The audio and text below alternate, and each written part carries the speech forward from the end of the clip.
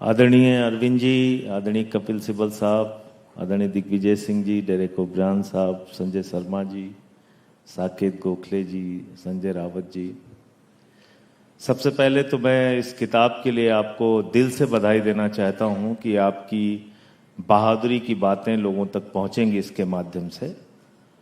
लेकिन इससे ज्यादा बड़ी बात यह है कि जेल आप गए, पहले व्यक्ति हैं जिसको 100 दिन में लोअर कोर्ट से जमानत मिली। आप पहले व्यक्ति हैं ईडी के मामले में जिसको 100 दिन में लोअर कोर्ट से ही जमानत मिली। हम लोगों को तो सुप्रीम कोर्ट तक जाना पड़ा।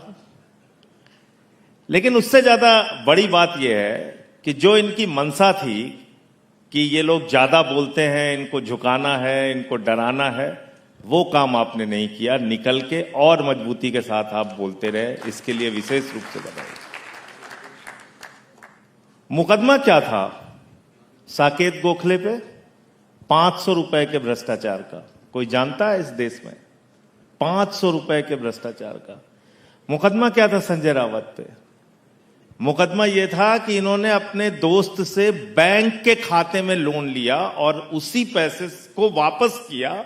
दोनों के रिकॉर्ड मौजूद थे और इन्होंने अपने इलेक्शन के नॉमिनेशन में उसको डिक्लेयर किया था। यह भ्रष्टाचार है, यह लगा था इनके ऊपर। मुकदमा क्या था अरविंद केजरीवाल जी के ऊपर?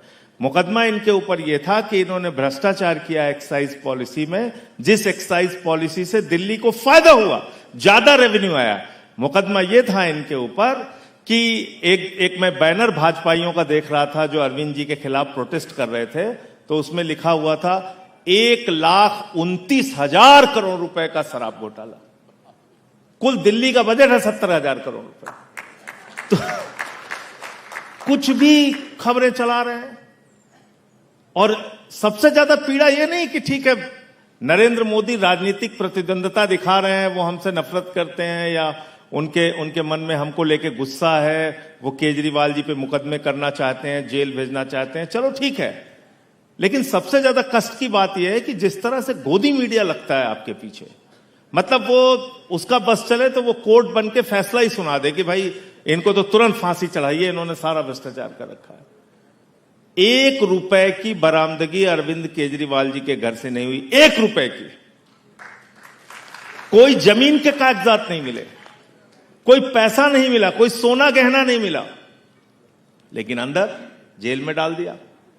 मेरे ऊपर, मेरे खिलाफ कोई कुछ नहीं मिला इनको। 1 रुपए की बरामदगी नहीं हुई, कुछ नहीं हुआ। जेल 6 महीने जेल, 6 महीने आपको जेल में रखा है। मुझसे पूछताछ क्या करते थे? बस खाली एक छोटी सी बात बता के अपनी बात खत्म करूंगा। मुझसे ईडी के अधिकारी ने कहा कि ये राधिका सिंह कौन है? हमने कहा क्यों, क्या हुआ? कहने लगे नहीं आप बताइए राधिका सिंह कौन है। हमने कहा आप बताइए, क्यों पूछ रहे हैं ये? कहने लगे उन्होंने 1.5 लाख रुपए आपके खाते में दिया है।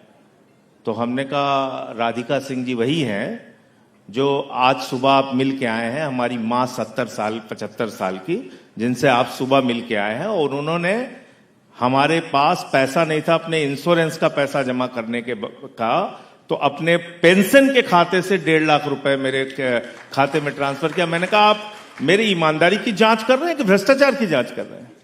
ये इन्वेस्टिगेशन था। अब कहां बोले हम लोग ये बातें जाके?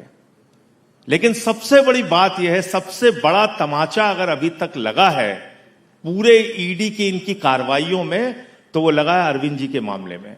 जब सीबीआई की कोर्ट ने कहा 1 पैसे का भी सबूत अरविंद केजरीवाल, मनीष सिसोदिया के खिलाफ नहीं है, ये सबसे बड़ा तमाचा है। तो इन्होंने जो जेल काटी, या जो बदनामी झेली, या जो हम लोगों के बारे में उल्टी सीधी खबरें छापी गई, संजय रावत जी के बारे में बड़ी बड़ी हेडलाइन बनाई गई, या साकेत गोखले के बारे में बनाई गई, या केजरीवाल के बारे में या मेरे बारे में बनाई गई, उसकी भरपाई कैसे होगी? उसकी भरपाई कहां से होगी?